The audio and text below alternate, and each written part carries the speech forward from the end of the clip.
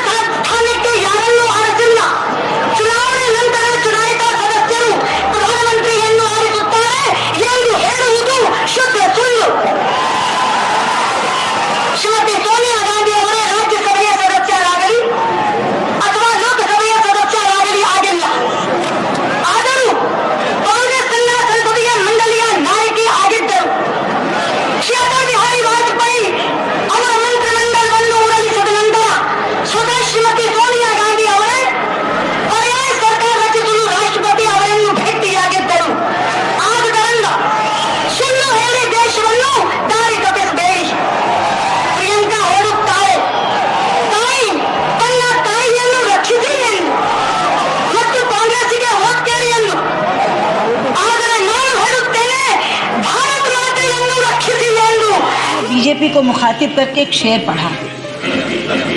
उन्होंने कहा, हमको उनसे वफा की है उम्मीद जो नहीं जानते वफा क्या है।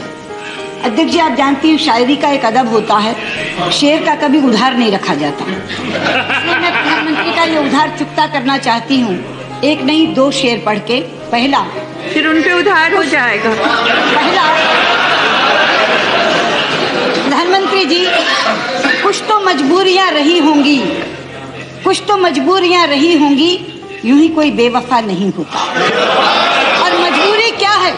हमारी मजबूरी ये है कि आप इस देश के साथ बेवफाई कर रहे हैं, इसलिए हम आपके प्रति वफादार नहीं रह सकते। और मुल्क के साथ बेवफाई करने के लिए दूसरा शेर पढ़ रही हूँ आपको मुखातिब करके। तुम्हें वफा याद नहीं, हमें जफा याद नहीं, जिंदगी और मौत के दो ही तो तराने हैं, एक तुम्हें याद नहीं, एक हमें याद नहीं। परसों इसी मंच से बोलते हुए पाकिस्तान के वजीर आजम शाहिद खाकान अब्बासी ने भारत पर तरह तरह के इल्जाम लगाए। हमें स्टेट स्पॉन्सर्ड टेररिज्म फैलाने का गुनहगार भी बताया और मानवाधिकार उल्लंघन का आरोपी भी। जिस समय वो बोल रहे थे तो सुनने वाले कह रहे थे, लुक हु इज टॉकिंग।